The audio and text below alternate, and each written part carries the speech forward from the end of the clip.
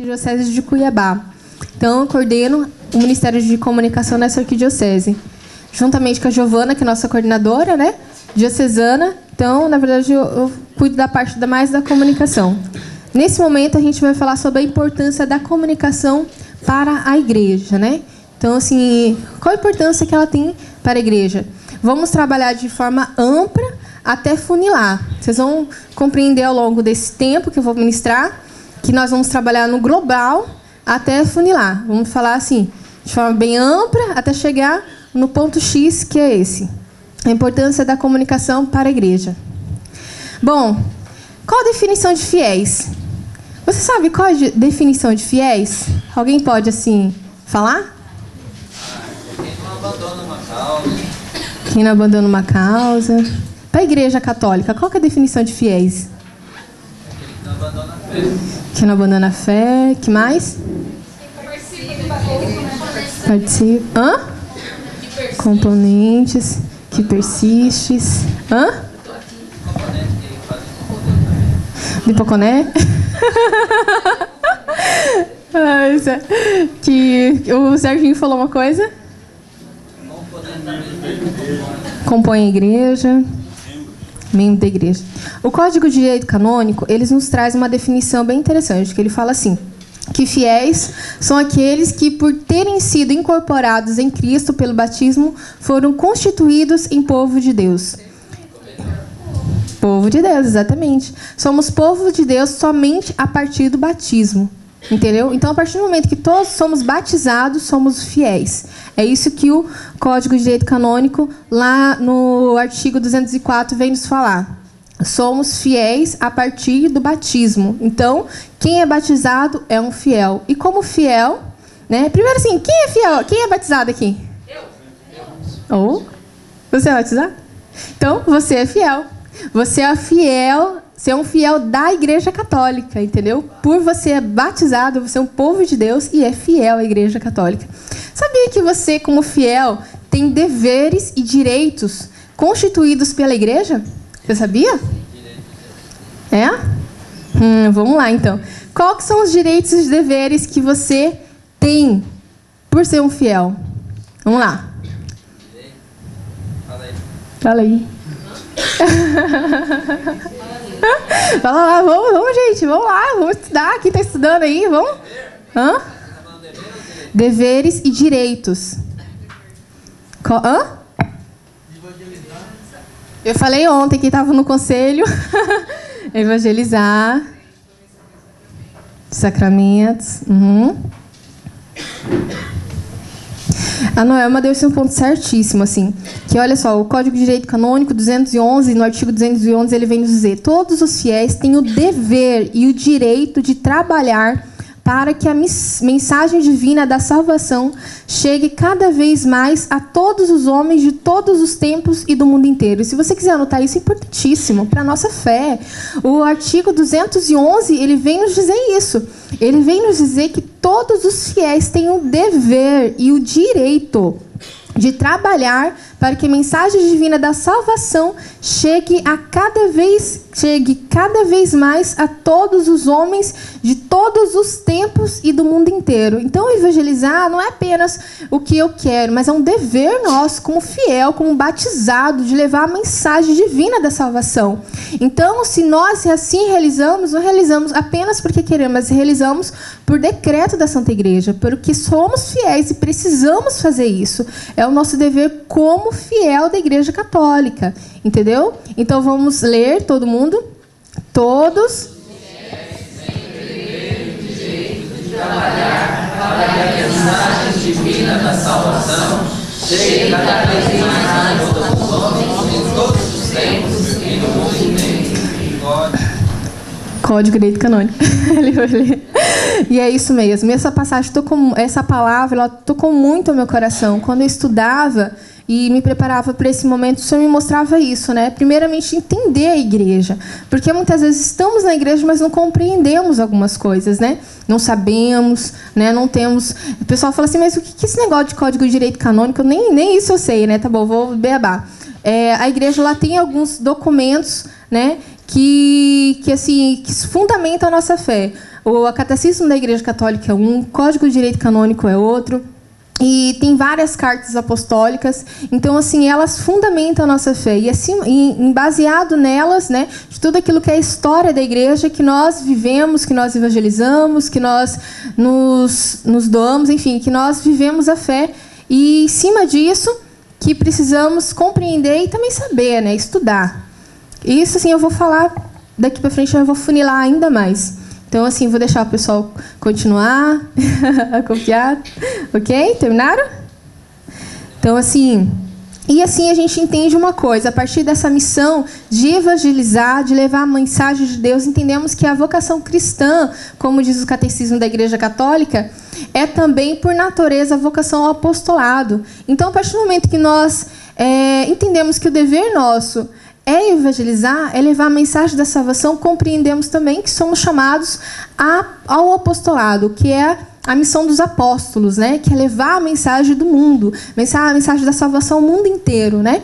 Então, lá no Catecismo 863, ele vem nos dizer isso, né? Ele vem nos ensinar isso, nos dar essa missão para nós, como igreja, né? Então, assim, então tem né? Deixar um pouquinho, copiar. Então, assim, a nossa missão é essa. Como o Pai me enviou, eu também os envio. Então, assim, ela vem complementando todo esse sentido. Até aqui entendemos o quê? Entendemos que, por ser fiéis, somos chamados a evangelizar, levar a palavra da salvação do Senhor a todos, dos tempos, a todos os lugares. E, a partir daí, vivemos essa palavra. Como o Pai me enviou, eu também vos envio. Então, a partir de hoje, você que está aqui, você é chamado a levar a palavra a todos. Você tem essa consciência que é chamado a levar a palavra do Senhor, a palavra de salvação a todos os lugares, entendeu? A todos os tempos. Compreende? Então diz a pessoa que está do seu lado, fala para ela: você é um missionário da Igreja Católica. Você precisa evangelizar, pois você é chamado ao apostolado. Isso mesmo. Então, vamos lá, vamos funilando. Então, e assim eu quero perguntar, de que forma você evangeliza? Vamos lá, vamos saber aqui. Que forma que você evangeliza? Porque você já entende que você é chamada a viver isso. Através da música, muito bem. Que mais? Facebook, que mais? Testemunho de vida, importantíssimo. Que mais? Pregações. Mensagens. Que mais? Torpedo. Que mais? Só acabou? Tudo bem. Tudo isso que vocês falaram são formas de evangelizar e todas essas formas utilizamos a comunicação. Na música, uma grande comunicação, a música. Gente, que comunicação! Como Deus toca o coração das pessoas através da fala, através daquilo ali, através da pregação. Nossa, a pregação é pura comunicação. Estamos ali falando, estamos pregando o evangelho. Através do testemunho de vida, que muitas vezes é o silêncio, mas as nossas atitudes, né? Estamos ali comunicando constantemente. Todas essas formas são formas de evangelizar com comunicação, pois sem ela não tem como evangelizar. E assim eu vou funilando. Então, assim, não dá de levar a evangelização sem a comunicação, né? Reforçando o que eu disse, não tem como evangelizar, não tem como você falar assim, eu vou evangelizar através das minhas atitudes, através disso, aquilo, com a comunicação. Sem a comunicação, pois igual eu disse na pregação do Giovana, né? O nosso corpo em si comunica, todo o nosso ser comunica, nós nos comunicamos. Então, assim, somos sim convidados a viver isso. E no livro da Lúcia Vacan, aquela perspectiva da Igreja Católica, tem uma frase que me tocou bastante, que vem falar assim: a evangelização, o anúncio do reino é comunicação. Um teológico da comunicação, que é o Puebla, ele vem dizer isso, né? Ele vem falar assim, que tem outros teóricos ainda que falam que evangelização é comunicação, né? No sentido de que comunicação é comunhão. Mais para frente eu vou funilar mais ainda para vocês compreenderem isso. Estão entendendo bem? Então tá. Até aqui eu falei da questão da missão, né, que nós somos chamados a evangelizar e somos missionários. E até aqui eu também falei que não é possível evangelizar sem a comunicação. E por isso a evangelização, ela deve acontecer a partir da comunicação. Então, aqui, mais funilando, dá um pouco mais, a gente compreende outro sentido teológico da palavra comunicação. Pois nos documentos pós-conciliares, a gente fala que comunicação é a mesma coisa que comunhão, né? E assim, eu vou explicar por quê. Porque assim, nos vários e vários documentos, eles vêm assim, a entender a comunicação de uma outra forma. Porque uma comunicação, de fato, ela só existe se você tiver comunhão, né? E por que disso, né? E por que comunicação, comunhão? O magistério pós-conciliar viu na comunhão o termo ideal de toda comunicação, né? Igual aqui também é citado no livro dela. Então, assim, mas por que isso, né? Porque comunicação e comunhão. A partir do momento que Deus Pai, porque a teologia ela compreende o seguinte: Deus Pai, Deus Filho e Deus Espírito Santo, né? Ele é uno, trino. Ele exige uma comunicação perfeita. E essa comunicação só existe através da comunhão dele. E é a partir dessa comunhão que nós, cristãos, devemos também experimentar uma comunicação, comunhão, uma comunicação entre Deus Pai, Filho e Espírito Santo. Se a gente for analisar as histórias dos santos, a gente vai entender que eles viviam essa comunicação, comunhão. Eles viviam uma intimidade tremenda com o Senhor, né? Tremenda com Deus. Então, a partir dali, eles viviam essa comunicação, comunhão, que é uma grande comunhão com o Senhor, né? Igual eu coloquei até no cartaz ali. Comunicação não dá de vocês lerem, mas é igual comunhão. Tá quase legível. Há um comunicado ali. Então, assim, o revelado em Jesus Cristo é uma comunicação de amor. Pai, Filho e Espírito Santo, né? Então, assim, o documento também da igreja, ele vem nos dizer isso, que o Deus é revelado em Jesus Cristo, é uma comunhão de amor do Deus Pai, Filho e Espírito Santo. Então aqui está uma grande comunhão com Deus que é Pai, Filho e Espírito Santo. E nessa comunhão há uma comunicação, uma grande comunicação entre eles, compreende? Nós estamos funilando. Então, assim, a evangelização através da comunicação. Evangelizar só podemos fazer através da comunicação. João Paulo II, ele cita algo muito bom, que é isso aqui. Para a comunidade cristã, a fonte, a origem e o modelo e o protótipo de toda comunicação é o Deus trino, Deus uno e trino, né? E assim, essa palavra, essa mensagem que ele vem nos dizer em uma das suas cartas, é exatamente isso que nós falamos até agora.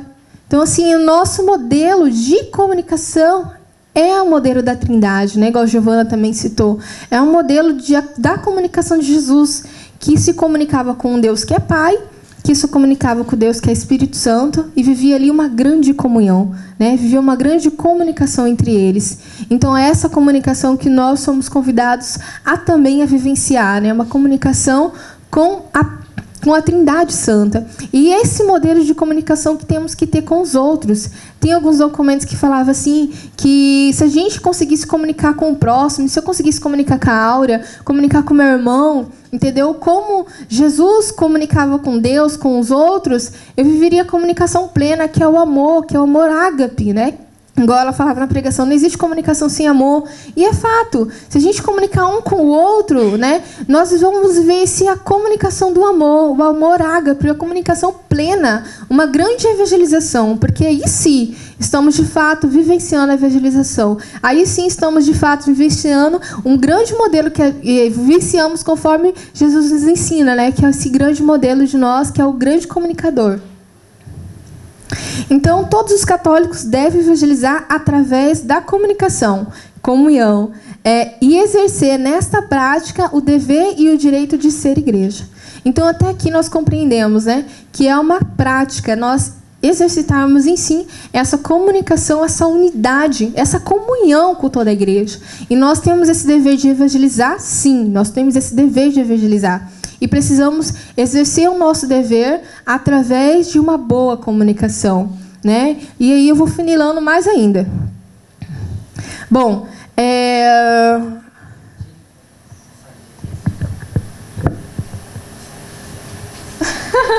eu errei, tá? Escrevi errado aqui. Eren. Não é site. É site. Olha o que eu escrevi site aqui. Isso aqui é coisa de madrugada. Então, assim, eu queria ver que vocês o seguinte, que vocês cite as características de evangelização através da comunicação e comunhão presente na vida dessas pessoas. Olha, grandes comunicadores do nosso tempo, né? Nós vimos eles. Fala aí para mim, o que são as principais características da comunicação e comunhão que você vê neles? Caridade, amor, alegria. Que mais? Santidade. Entrega. Que mais? Humildade, amizade, vivência fraterna. Unidade, muito bom. O que mais? Doação. Gente, quando a gente vê esses dois, assim, eu ficava refletindo, meu Deus, mas quem que eu podia citar como grandes comunicadores, né? E o Senhor me colocou no coração essas duas pessoas. Um, que de fato mudou muito a questão da comunicação dentro da Igreja Católica, que é o João Paulo II. Através dele, a Igreja se abriu muito aos meios de comunicação atuais. E ele usa muito com grande ousadia. E a Madre Teresa? A Madre Teresa não usava de nada disso, mas ela se comunicava profundamente. Ela vivia, de fato, a comunhão. E quando a gente olha os dois, a gente vê, assim, os deveres da Igreja se cumprindo em plenitude. Porque eles evangelizavam o mundo inteiro, sem limites, em todos os tempos, até hoje. Mesmo depois que eles morreram, eles ainda evangelizam. Evangelizam todos os tempos, igual diz o Código de Direito Canônico. Evangeliza e vive a plena comunhão. Comunhão com Deus, que é Trindade Santa, né? E comunhão com os irmãos, com pessoas de outras religiões, de outras comunidades. E ele, assim, se doava profundamente. Então, eu vejo neles o grande exemplo para nós sermos comunicadores. Muitas vezes você não precisa dizer nada.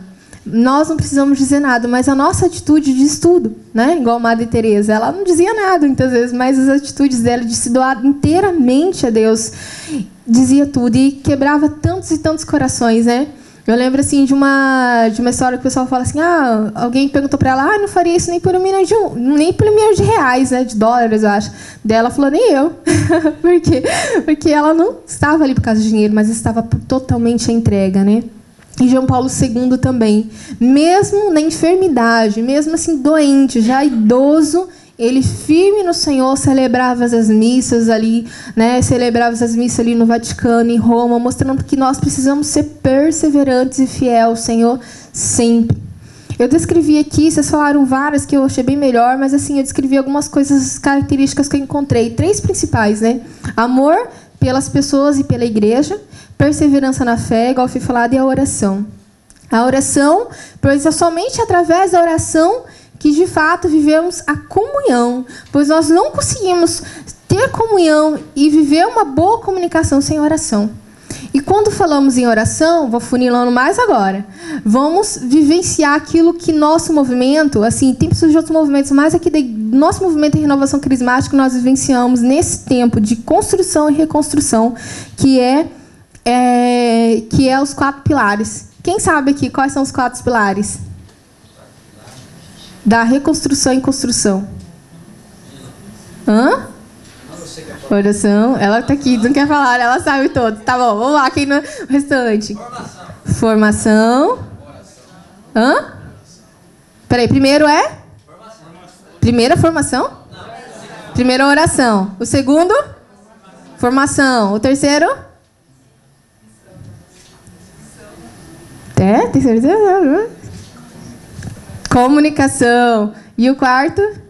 Missão e restauração, né? São os pilares. Você ia falar, né? Então, os 4 pilares aqui. Oração, formação, comunicação, missão e reconstrução. Agora eu quero pedir uma coisa para vocês. Todo mundo fica de pé. Todo mundo fica de pé e vai imitar eu, tá? Eu vou tirar o microfone.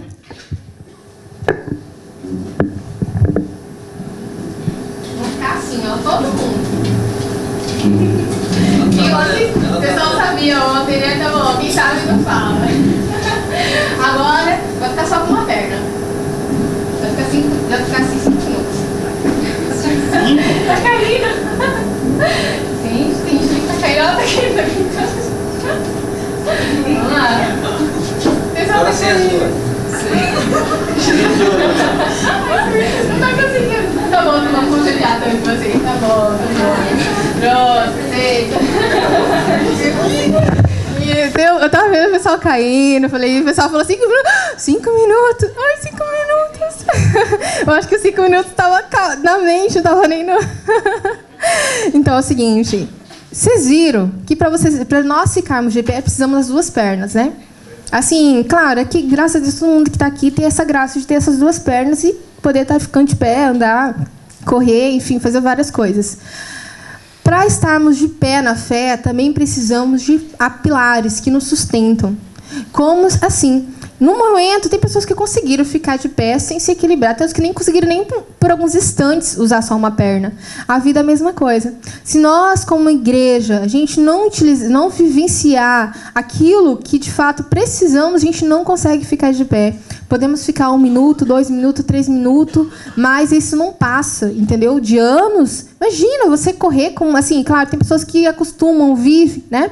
Precisam, mas assim, se a gente não, de fato, vivenciar, não utilizar bem os pilares, a gente cai, igual com toda reconstrução, toda casa. Se a gente não deixar um pilar assim meio torto, ou, enfim, ele cai. Né? Então, assim, nós precisamos, de fato, orarmos, ser pessoas de oração. Se nós não rezarmos o terço, não fizermos a Lexio Divina, nós não vamos conseguir ficar de pé. E isso sustenta a renovação. A formação também. Se eu não estudasse, eu não teria como aqui transmitir para vocês esse conhecimento. Como que eu vou transmitir uma coisa que eu não sei? Né? Então, nós precisamos nos formar. Não apenas para transmitir assim palestras, mas para a vida, para sustentar também a oração. E a partir daí a renovação também vem convidar a comunicar, porque a gente só consegue transmitir, de fato, uma comunicação aqui, vem falar da comunicação e evangelização, através do quê? De uma boa formação, mas e através da oração, porque primeiramente precisamos orarmos, né? Aí a renovação vem trazer o projeto Amigo de Deus, né? Que é aquelas que a gente vive no projeto Amigo de Deus? As práticas espirituais. E quais são as práticas espirituais? Terço, Lexio Divina, confissão, jejum, adoração. Então, assim, nós vivenciamos isso, que era antigamente chamadas pedrinhas, né?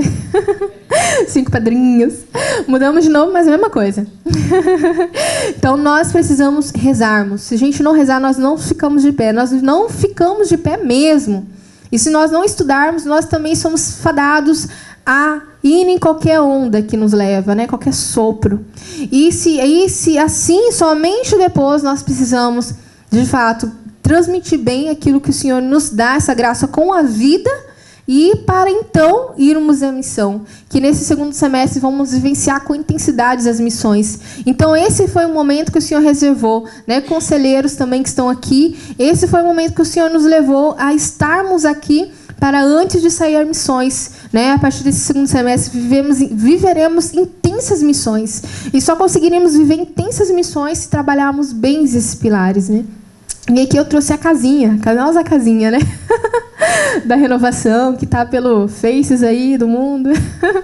Então lá temos a oração, a formação, a comunicação, missão, construção, né? Esses são os pilares. Imagina só, se por alguma razão ou outra, essa casinha se tende a mudar. Você acha que ela aguenta assim há muito tempo? Você acha que o vento sopra? Será que ela vai conseguir resistir a isso aí? Falar, não, eu vou ficar na missão, eu preciso missionar, eu preciso evangelizar, né? Eu vou anunciar o reino do Senhor, é o meu dever, de fato é o meu dever, mas eu já vou assumir o meu dever se antes trabalhar o restante. O restante que seja mais ou menos, o importante é evangelizar. Então, o que acontece? Isso que acontece. Vai cair o telhado, vai cair a estrutura, perigoso cair, né? Conforme a nossa vida. Então, nós precisamos trabalhar todos os pilares para que possamos ficar assim, de pé. Né? Precisamos trabalhar todos os pilares para que ficamos de fato de pé, na posição que o Senhor nos quer, para encontrarmos também a salvação. Não basta apenas eu levar a salvação para os outros, sendo que eu mesma não consigo, né, ir ao céu, entende? Falar assim, eu vou levar a salvação para todo mundo, porque eu entendi que é o meu dever evangelizar. Mas se eu não trabalhar em mim isso antes, primeiramente que eu tenho fadado, eu tenho uma grande tendência a cair, porque eu não tenho uma boa base. E segundo, que que eu não vou exercer bem a missão. Eu posso até ir na empolgação, mas chega um determinado momento que eu vou cair. Então, antes de ir na missão, precisamos rezarmos muito, viver umas práticas espirituais, nos formarmos. Apostilas, a renovação traz muitas apostilas, seminários de vida, traz também as apostilas iniciais, que é a Escola Paulo Apóstolos, né?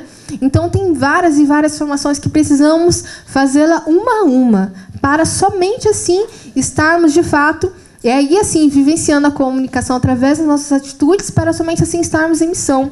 Porque estamos em missão, estaremos também reconstruindo toda essa renovação, né, que nós estamos vivendo nesse tempo. Colocar um título lá, Minha Casa, Minha Vida, né?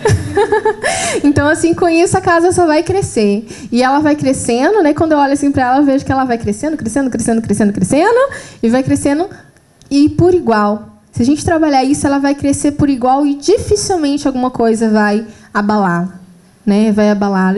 Então, assim nós vamos crescendo, crescendo, crescendo. E precisamos, assim, trabalhar esses 4 pilares. Então, assim, encerro esse momento deixando essa mensagem, né? Que todos nós católicos temos o dever de evangelizar através de uma boa comunicação. E que essa comunicação seja uma comunicação não apenas verbal, mas seja uma comunicação comunhão, uma comunicação com a vida e a exemplo, né, dessas pessoas que Deus traz a mim, né, traz a nós no dia de hoje, essa reflexão, né? A exemplo deles, assim, precisamos evangelizar. Todas as características que você trouxe ao seu coração, que encontrou nele, assim também precisamos vivenciar no nosso dia a dia. E por isso que a comunicação ela é importante para a igreja. Amém?